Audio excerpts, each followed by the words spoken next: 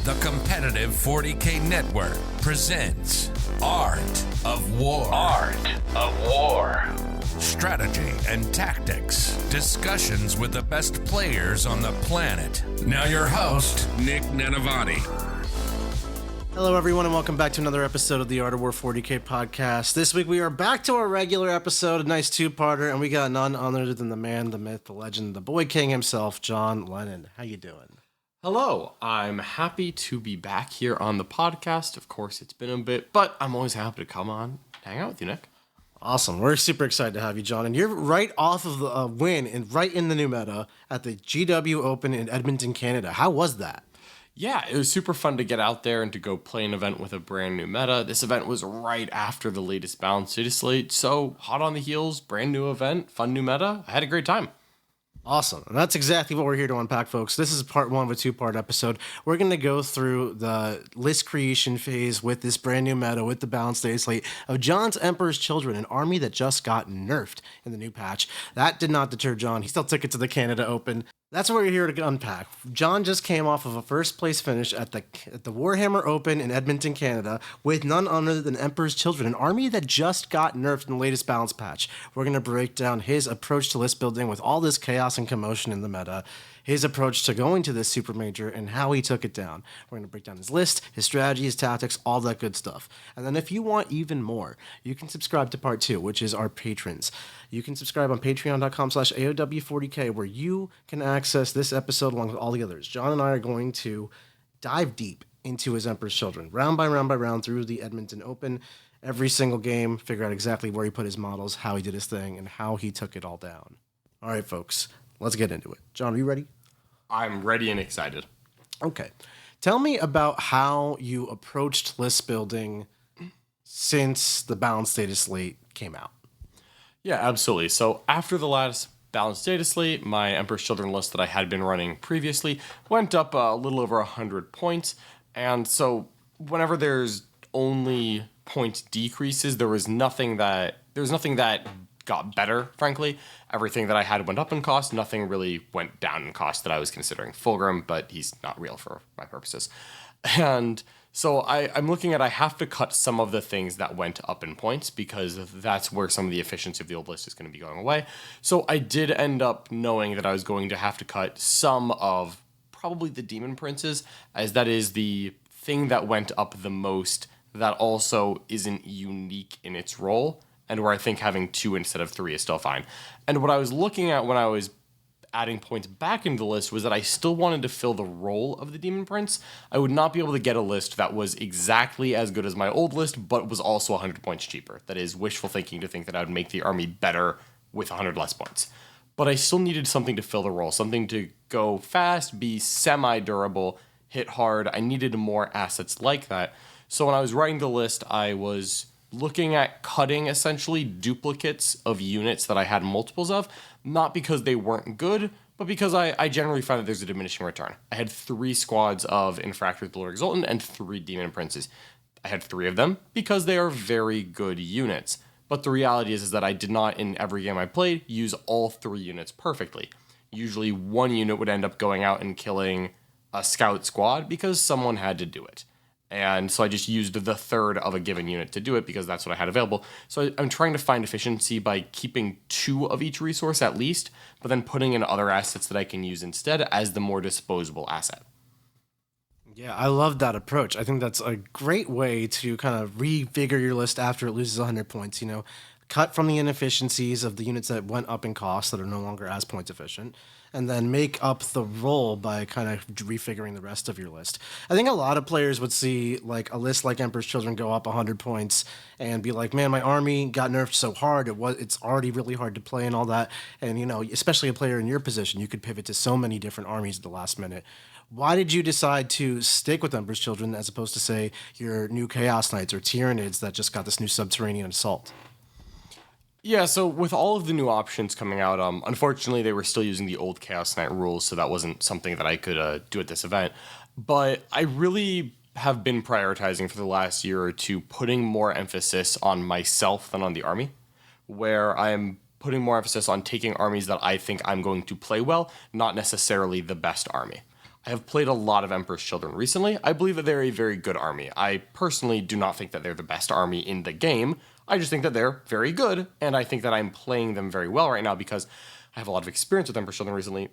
I've played them into a lot of recent meta threats, and I'm very comfortable, so I think I'm going to be playing my best Warhammer on an army I'm comfortable with, and to me, that's going to be a better net product than if I played a Death Guard army that I personally believe to be slightly stronger, but I'm not a Death Guard player. And so the emphasis for me is sticking with the armies that I'm comfortable with, which to me right now, Tyranids are great, exciting, new. I love Tyranids, but they're brand new. I have no reps on this. Ultramarines and Emperor's Children were the only two serious considerations for me. And frankly, I've played a lot of Ultramarines this year. And I haven't played Emperor's Children to a lot of tournaments, and darn it, I wanted to. No, yeah, absolutely. I know your Empress Children are one of your favorite armies, and you're really excited about the release. I'm all here for it. Especially, I think, in the face of the nerfs, that just makes this even more awesome because, Empress Children had a high win rate, but they're also a very hard army to play. And then doing it after 100 points taken off your list is even more impressive. But what about the meta overall, John? I mean, the whole game is different, and obviously you live in America, and then this tournament is in Canada, so it's not a meta you're, like, supremely familiar with. What was your preparation for in regards to this tournament? I am of the opinion that in the first week after a balanced data slate, preparing for the meta is impossible. Because the reality is that I can try to speedrun the process that takes the greater Warhammer community 3 months, where I try to solve the meta immediately. And I'm saying, I'm going to know exactly what the meta is, I'm going to prepare for it, I'm going to build counters, and I'm going to go to this tournament with counters for the meta. But the problem is that no one else has figured out the meta either. So no one is going to be running optimal stuff. I find that first week after balanced data slate, the play matters more than the armies, even more than normal. By the end of a balanced data slate, sometimes you're at a point where everyone has figured out the solved factions, they know what's best, they know what to prepare for. But first time around the block, everyone is playing their thing that just changed. Because, hey, my Aloris Custodians went down 5 points. Or, hey, in 2 weeks, hey, my Knights are T11 now, let's see how that feels. Everyone right after a change loves to play what changed. And so everything is on the table. I didn't look at this as a meta to solve. Instead, it was give myself my best shot to play Warhammer and let the cards fall. I don't know what people are going to bring. It turns out there's a couple more high toughness stat checks than I would have personally guessed. And instead of trying to guess the meta, I was thinking I should just take all comers of a list as possible, take a little bit of everything, give myself options, and play it from there. Yeah, and I think that obviously has suited you really well. Obviously, you won this tournament, and that is fantastic. And it really goes to show that the generalship does matter more than the army list or the meta chasing, especially kind of in this chaotic period. Like, you just have to play the game that's right in front of you. Did you find the meta to be totally wild and you played all kinds of different games? Yes, absolutely. I played a very wide variety of armies, and on top of that, because we were playing with a brand new chapter-approved mission pack, I had no idea what the missions were going to be going in, and I played quite a few games that were a combination of terrain, deployment zone, and primary that I had never practiced, and that most people hadn't. I played 2 different games that were sweeping engagement layout 3, which is truly one of the combinations you can make. And I did not go in with a plan for that. I just got to the table. I was like, oh, God. All right, let's see what we can do here. Yeah, sweeping engagement layout 3 is such a fun example of an open shooting gallery where you start right next to your opponent. It is some off the wall Warhammer. And then how did you find these new missions in general? The challenger cards, the new combinations, any of that stuff? Yeah, the new missions I broadly like. I didn't love all of the combinations of terrain and deployment that they used at this event. Really the layout 3s, and we were alternating between layout 3 sweeping engagement and layout 7 hammer and anvil. It was just whiplash back and forth, which was great when I was playing layout 7 and 8 for 3 rounds in a row. That was awesome. But the challenger cards I found to be a very frustrating element. We'll kind of see how that develops, but it very much felt like my game plan of, I'm going to try to score more points than my opponent and play 5 turns of Warhammer is less fun when they just get points for you trying to beat them, and also they now have time to use their challenger cards if you're not actively tabling them. And so I found it put me in a very weird spot where I several times had the opportunity to contest primary on turn 2 or bottom of 1, and actively chose not to because I was going to trade a unit for not 5 points, for 2 points. not giving them 5 less primary. It's 5 less primary, and then they draw a card that is probably worth 3, or a stratagem so good that they don't want 3 points. Right. Yeah. So it's a whole different ball game in terms of tempo and the way you have to think about primary. And I'd love to break down your games in part 2, where we're going to see how this manifests itself in your decision making. But one thing I think you touched on something interesting, and you said that you were only able to kind of subdue the challenger cards if you were like actively tabling your opponent. And if you're like playing a 5-turn game, the challenger cards were more of a factor, which is so interesting to me because, you would think if you're tabling your opponent, they're down, they would be drawing the challenger cards. Whereas if you're playing a 5-turn game of Warhammer, it would be a close back and forth battle where, maybe someone's down by 6 at a moment, but generally speaking, it should be a relatively close scoreboard. Yeah. If I had to describe my preferred perfect playstyle, and this, honestly, you'll probably recognize this, Nick, this transcends the army I play. What I most like to do is play 5 turns of Warhammer, where after turn 2, I'm winning by 5 points. And after turn 3, I'm winning by 10 points. And then my opponent realizes that they're going to be down 20 at the end of turn 5, so they full send into me, and then I table them. That's how I like to do it. I don't like to deploy on the line and run and table them turn 1. But I like to kind of, hold the big stick, hold the big cannon, and then slowly, incrementally get a lead and force them to step into it. And then I get to use my damage. Right? I'm playing a war game here. I like to use my war miniatures to inflict war upon my opponent's models. I like the violence part too. I don't just want to sit in the corners. But I don't like to just deploy on the line and sprint either. I try to force people to engage me suboptimally so that I can use my violence optimally. Right, so that lead you take to do your strategy just kind of gets blown up. Yeah, not super fun, but we can find some ways around it. Nice. I'm very eager to hear about that. But before we get into that sounds a little bit down the road. Tell me about the list you actually took to this tournament. Yeah, 100%. So my Empress Children list for this weekend is Coterie of the Conceited. I'm sticking on the same detachment as before. I kicked the list off with 2 winged demon princes. One of them is my Warlord, and the second is a demon prince with an enhancement, the Pledge of Eternal Fortune, which is, or Unholy Fortune, I should say, which lets me flip an ISO 6. Then 2 Lord Exultants, a Lord Kakophonist, Lucius the Eternal. That's 6 characters. I have 4 battle line units, 2 squads of 5 Infractors, 2 squads of 5 Tormentors, 2 Rhinos to carry some people around in, 3 squads of 6 Noise Marines, and then I wrap the list up with 2 Magma Cutter Mauler Fiends. Very nice, very compact. How does this differ from your old list? I mean, these Mauler Fiends are new for me. I've not experienced them, but what else? Yeah, so from the old list, the old list went up 110 points, but it was like down 10. So I took a Demon Prince and a Lord Exultant plus Infractor package, which is 360 points for those 2 or 3 units, and I cut them, and that leaves me 260 spare, because I was already down 10, and then I added 2 Mauler Fiends because they're 130 each. And what I essentially did with this list was, instead of saying, I'm going to run the old list with 1 fewer unit, which is the same as saying, I'm going to run the old list, except I made a really bad mistake turn 1 and lost a unit for free, which I don't like that. But instead I took 2 hammer units and I made them worse. I did not change the number of pieces I had to play with. I just, I like Mauler Fiends. They're cute. They're funny little melts puppies. I'm not going to pretend that the 2 Mauler Fiends are actually better than a Lord Infractor package and also a Demon Prince. Yeah. Right? There's a reason that was 100 points more. But I kept the same number of pieces, and in concept they have the same role. And so the play style of the army stays similarly. I just have to be a little bit more careful about how I use some of the assets because they're not quite the same as what I had before. Occasionally they're better. They're a little more durable, but they're different, right? One of them is infantry. Some of them are vehicles. They don't fly, but they have like a little bit of shooting. So it's not just taking a straight downgrade, but I really wanted to keep the number of units I had the same. I thought that was important.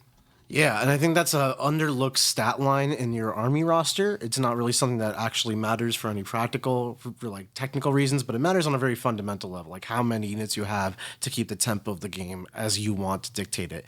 And you kind of mentioned with your playstyle, you like to eke a little ahead, then like lay the hammer into your opponent. How does this list enable that for you? Yeah, it still enables it in the exact same way as before because I still have the same number of hammer units, and the Mauler Fiends are rarely just like the thing that's running out to start the game. But if I ever have to use a hammer early, a Mauler Fiend isn't a bad one to do it with. Like, for example, think of the scenario into Old Emperor's Children where someone drives like a piranha onto an objective. And I don't have a 60-point answer to a piranha on an objective. I was spending over 100 points to go kill it because one Noise Marine squad doesn't actually reliably do it because early game you don't have any rerolls. And so I was always sending like a Lord Infractor package to go kill a piranha. And instead I have a Mauler Fiend for that. And yeah, the Mauler Fiend isn't quite as good, but is still very much good enough to go kill a piranha on an objective reliably enough that I'm willing to send it. Yeah, and it's actually a more points economical trade, and you have the same number of units, so from your army tempo, it's the same thing. Exactly. I have worse units than before, but early game I am losing less valuable resources than before, so I'm still keeping my late game value very similar in this army. That's a really cool concept there. What trades are you trying to look up, or like what scenarios are you trying to create to put yourself ahead on the scoreboard early? Yeah, it's all about manipulating some of the really cool tricks that Emperor's Children have, such as infiltrating battle line that sticky objectives, my Tormentor squads. Money in the bank, phenomenal. I love having 2 units of these. I have a lone operative with fights first, Lucius the Eternal. He is difficult to charge. I have very good heroic intervention options in my army because I have a fights first character like Lucius, who's a lone op and hard to snipe out. If you charge Lucius, not only will you get hit by the fights first, but I might heroic a prince into you who's gonna hand you 5 mortals, and then Lucius fights first, and it just keeps going down the line. So my goal is to get early primary leads by trading 1 or 2 units for 1 or 2 of your units, while simultaneously pushing my Coterie of the Conceited tally up and keeping your primary down. And if I have my cheap, Space Marine units, like my cheap stuff, like the Tormentors and Rhinos on objectives, and if you want to come deal with that, then we're kind of both trading. Like I'm trading 2 units and you're trading 2 units. We're both losing the primary, but then I'm powering up my army. And so I actually have a third factor that other people aren't considering when they're making material trades. Because whenever you trade units, even though we know points don't matter on the table, like it doesn't matter how much unit costs after you build the list, but we are all thinking about it like, oh, am I losing material? Am I gaining points? Right? That's every time we make a decision, that's what we think about. Am I gaining points on the scoreboard? Am I gaining a material advantage? These are the 2 things that people consider. Coterie has a third column that other people don't. Right. Which is that my army is powering up as we skirmish a little bit. And so I don't mind if we trade evenly on those first 2 turns. It's very hard to trade positively into me. It's frankly pretty easy to trade negatively into my army. But then the third column that I am playing and your army isn't, there's a few armies that accrue like this as time goes on, like Sisters of Battle get better as they collect Miracle Dice. But in general, most armies don't power up as the game goes on. Your turn 1 and your turn 2 and your turn 3 are identical other than what came in from reserves.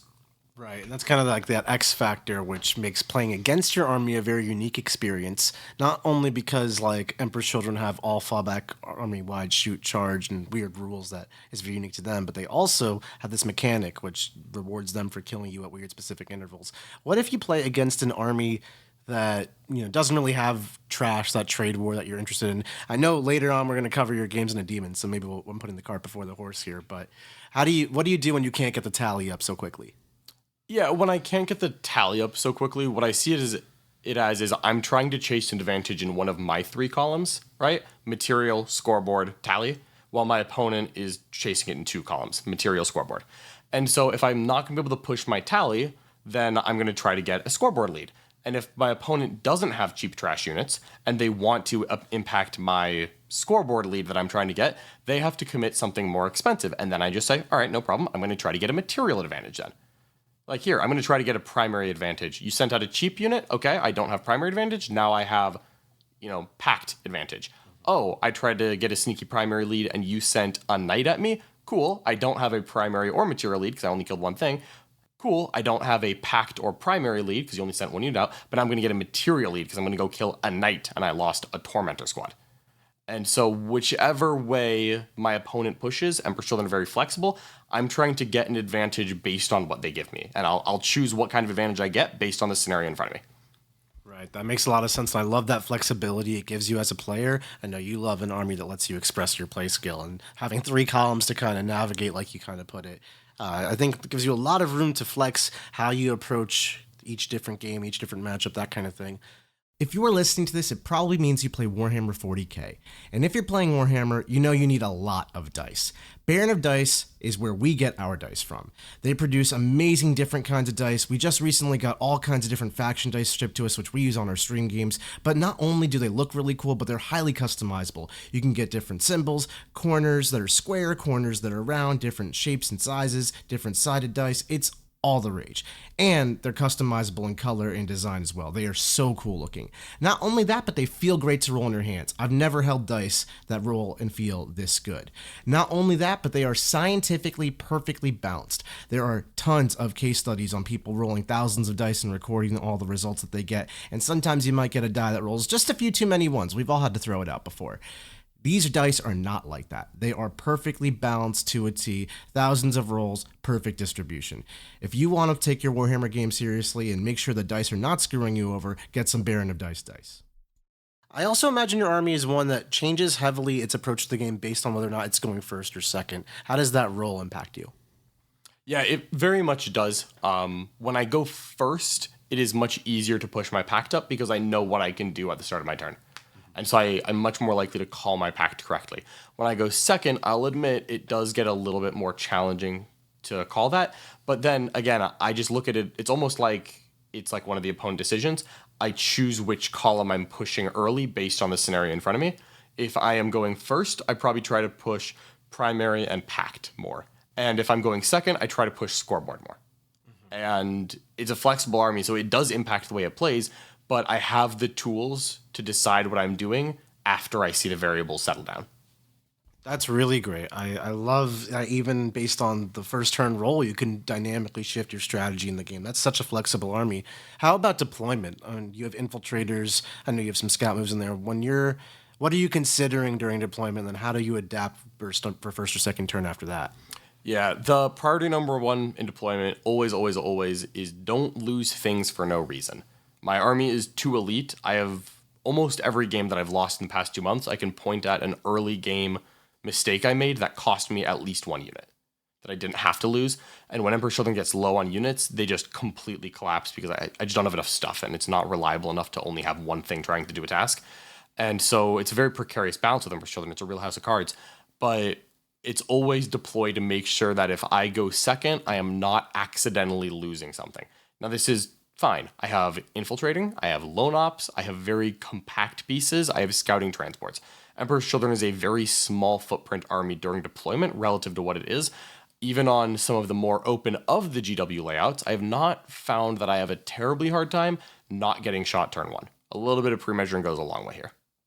Yeah, definitely. And then after that, are you basically just staging and then doing the shooting, charging thing from there? Yeah, exactly. Emperor's Children is all about keeping the options open, and as soon as a play line starts to coalesce, I chase it immediately. And in deployment, it's deploy as safely as possible because I don't know where my opponent's guns are going to go. By the time we're on my first movement phase, I now know where the guns are. And so I may have deployed super conservatively because I didn't know which angle your guns were going to choose, but now that I do know, I'm going to go find a different firing lane that you can't reach, and that's the one I'm going to push down. Yeah, makes a lot of sense. So how do you find the more dynamic armies that aren't so easily pre-measured? We're talking like the up-down armies. I know you're very elite, so screening can become difficult. How do you handle the like up-down shooting as a concept? Yeah, that is one of the more interesting ones. I mean, I played against 2 Chaos Demon players this weekend, and up-down 6-inch deep strike and charge is a unique challenge, one that I had not really done a lot of practice with Emperor's Children. It was a unique challenge, but I find that as long as I don't lose my units unnecessarily, I do have enough to screen. And sometimes that means I'm screening my backfield with a Mauler Fiend and Lucius the Eternal. Against demons, I don't see this as an inherent problem because they're doing a job and the job had to be done, so it doesn't matter who's doing it. What matters is that the job is done. But then also, those units will just get used later in the game because my opponent is going to, at some point, get close to me, and then Lucius and the Mauler Fiend and the Tormentors will go get in the game then. And if my opponent with their Deep Strike and Charge army stays far away from me the whole game, well, then the screening worked, and I can't complain that I'm not using the models anymore. Yeah, I mean, that's a very good way to look at that. Yeah, anyone can do the job. It's important the job gets done. So, do you ever find that damage is like an issue with your army? Raw stats? Yeah, Emperor's Children very much have a they can kill you until they can't problem. where their army is good at damage, but if you try to swing on the wrong target, you might just bounce. Where I really don't have a good answer to a Land Raider Redeemer that's not on an objective. If they've got a couple CP in the battery, they've got an Overwatch lined up, they've got an Arm of Contempt at the wrong time, I don't have good activations for that. I can always committee things because I have a couple ways to do mortal wounds. One of the fun things about adding the Mauler Fiends is that it actually gives me another thing that can tank shock. Where I now have, I have a theoretical grenade, I have theoretical mortal wounds from Demon Princes, and I have a tank shock.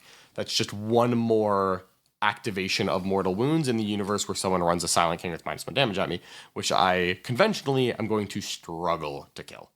The Mauler Fiends actually added a little bit there. They're not as good at the original jobs as the Demon Prince and Lord Infractor were, but they do other things better, where having a Strength 14 combat attack, it's not great at killing 5 intercessors, but it's actually a lot better than most things in my army at tangling with a Greater Demon.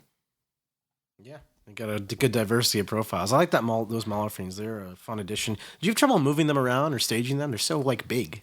Yeah, a little bit. So this is kind of funny. You can't really see it on the podcast, but I converted my Mauler Fiends up a little bit. I added some Screamer Killer Talons, some Tentacles, some Whips, made them really demonic and Slaanesh-y. I accidentally made them extremely difficult to move. I think for disadvantage. I think I have to go break all the tendrils off before I play my tournament again. I was actually struggling moving them around the table sometimes. It was a little bit annoying. I was like, man, what? These look so good, but why did I do this? So I have to go figure out a practical solution, or maybe I just magnetize them and just put them on for the display and take them off for the game. They don't need to be there. There's just 4 extra arms coming straight out the sides of all my Mauler Fiends that aren't supposed to be there. And it's not a real benefit, I tell you that much. Right. But you still manage it anyway? Yeah. Rapid ingressing a Mauler Fiend generally solves the problem. 1 Mauler Fiend's not that hard to hide.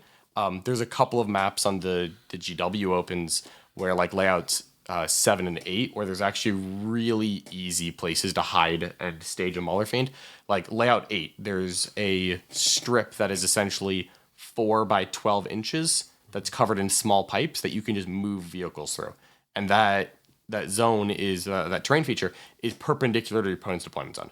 So I can hide 2 Mauler Fiends behind it, not get shot from anywhere in my opponent's deployment zone while in no man's land, and I can just walk through the terrain. So it's super good staging points. So in those maps, which is part of the reason I brought the darn things, is because I know that on GW terrain, all of the sections that are blue on the map, you can just move the Mauler Fiend through. And so that really helps it stage and then run forward. That makes so much sense. So how much preparation did you do for the fact that this is a GW event versus, I know you're getting ready for the World Team Championships, which is WTC style. Did the terrain factor into your list design at all here?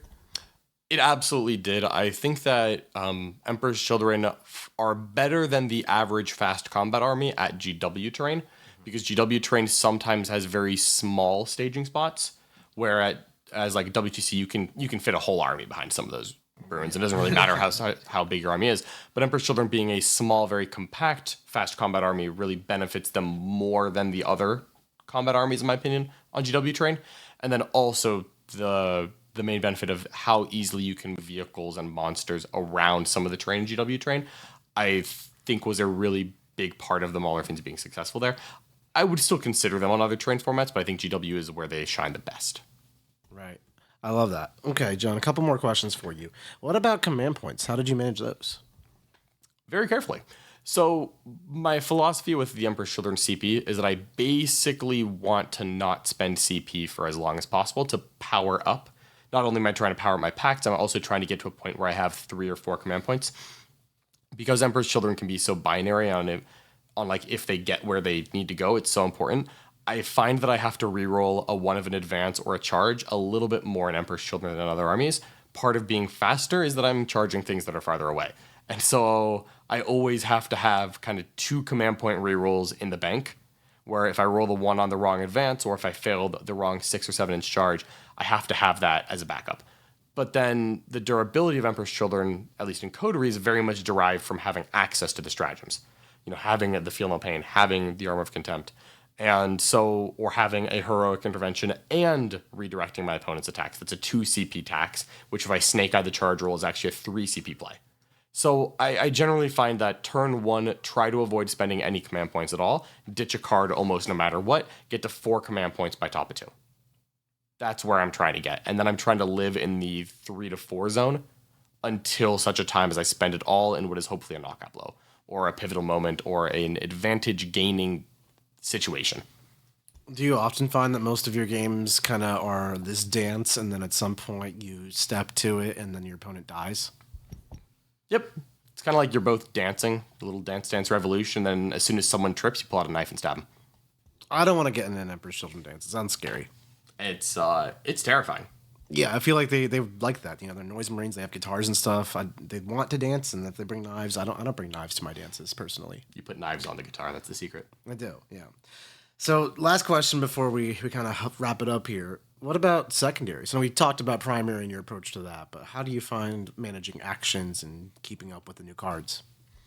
Yeah, I go tactical every time because more than just the fact that my army is better at tactical than the average fixed opportunity, it's that I really value the command points more than actually the consistent secondary score, because I need my army to function, because if my army ever stops working, the scoreboard is not going to matter anymore, because once people both realize that I am an army made of tactical marines and also treat me like it, it's pedal to the metal. Either I get it done or I don't, and if I don't, I'm dead. So I have to keep the army active more than I need any like low increment of points. So always tactical. But I do find that Emperor's Children plays tactical relatively well for what it is. It's not the best tactical card's army in the game. It's not, like an Eldar or like a Tyranids, but I can access the center of the board all the time, and 90% of the tactical cards are scored by going somewhere in no man's land and either pressing a button or stabbing people. That's true. Yeah, it just plays good Warhammer, and if you're playing good Warhammer while you're killing your opponent, you're probably going to win. That's really the philosophy here. Yeah. I love it. Okay, John, one last question before we head off.